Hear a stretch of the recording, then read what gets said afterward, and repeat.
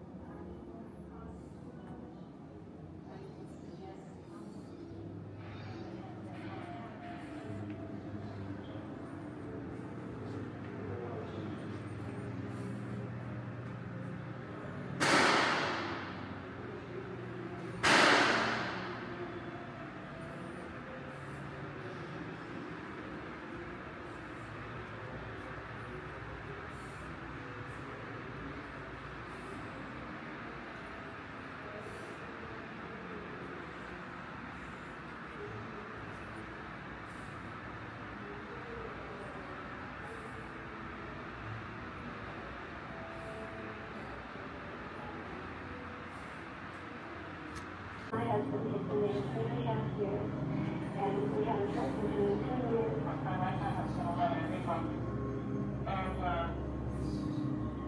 And I don't know whether he got it. I'm one of the very few, less than 100 of the wives have ever had any mail of any kind. We received our first letter from him February the 11th, which was the best Valentine that I've ever received. At least we knew he was alive. That was the biggest thing, knowing that he was alive. there you always have hope. He was a prisoner of war, I had hope. We just kept hoping. Then 6 months later, I went out one day and got the mail, and there was a letter from Arden, and I was so excited. We were all overjoyed. Following the Boston and others were transported to Charleston. We were loaded into freight cars and crowded closely. Then the doors were closed within 4 or 5 inches of being shut and fastened. There was more suffering crowded into this journey than I had ever seen in the same amount of time in my prison experience. The rebels did not pretend to give us water. The feeling of once again belonging to the race of free men that would once have nightmarish existence. In this area, 1,200 American, English, Russian, and Polish prisoners of war are liberated on 28 March.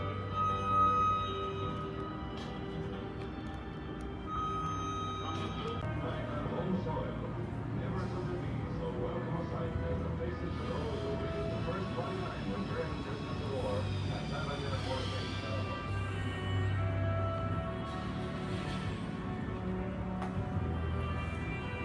Henry Kissinger announced today that peace is at hand. Peace was agreed to today, and President Nixon and President Joe announced the signing of a tentative agreement for a ceasefire and complete repatriation of prisoners of war.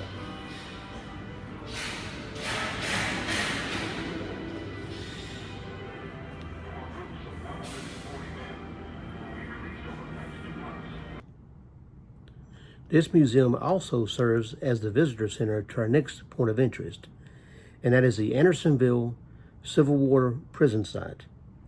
One of the two museum films provides an introduction to this area, which is located just behind the POW Museum. The camp was named after the nearby small town where trains would unload Union prisoners of war, and then those POWs would be marched a short distance east to this prison area site, which was also then known as Camp Sumter. This open-air prison site began in February of 1864 and will remain in operation for the next 14 months, during which almost 13,000 Union POWs would die from disease, starvation, or exposure. In a mere 6 months, a camp designed for 10,000 souls in an area of 16.5 acres had expanded to 26.5 acres and 32,000 POWs. About 350 men were able to escape from this prison, despite its 15-foot high stockade walls and sentry boxes from where POWs would be shot if they crossed into the so-called deadline near those walls.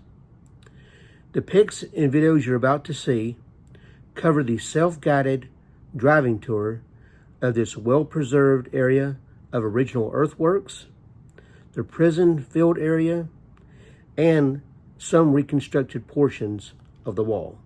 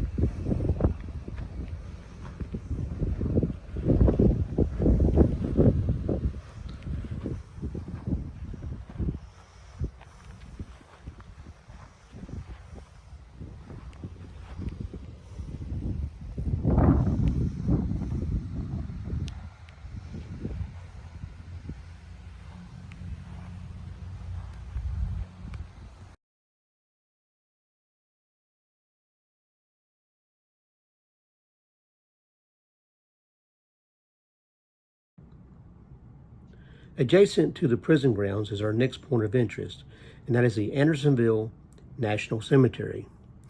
The first interments of veterans began here in 1864, but it was not officially established as a national cemetery until 1865.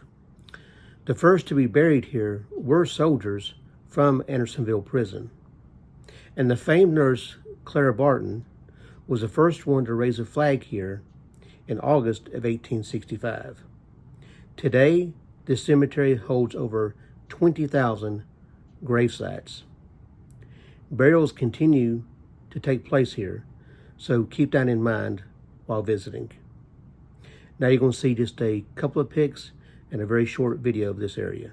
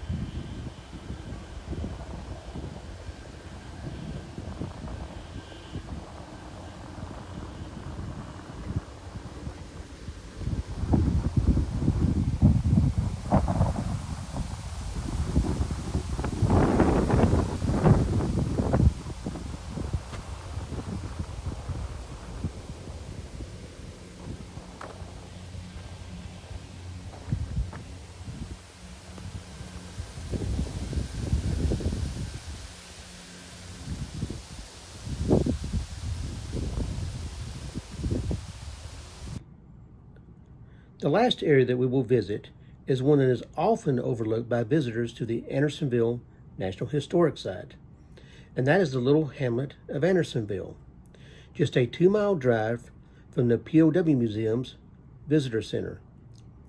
Earlier I mentioned this is where Union POWs were dropped off from trains at the depot and then marched a short distance east to the prison site. Today, the Main Street area of this little hamlet has been redeveloped to look much as it did during the Civil War. There is a self-guided walking tour of the town, including a pioneer farm. But to me, the best kept secret of the town is the Drummer Board Museum on Main Street. This is a fantastic and free small Civil War museum that is jam-packed with wonderful memorabilia. And this includes a very nice scale model of Andersonville Prison and how it looked during the war. And it's at this museum that you can also pick up a map of that self-guided walking tour.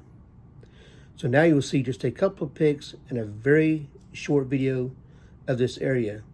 But please do not pass up the chance to see this throwback little hamlet, because it will be a nice addition to your visit to the Andersonville National Historic Site.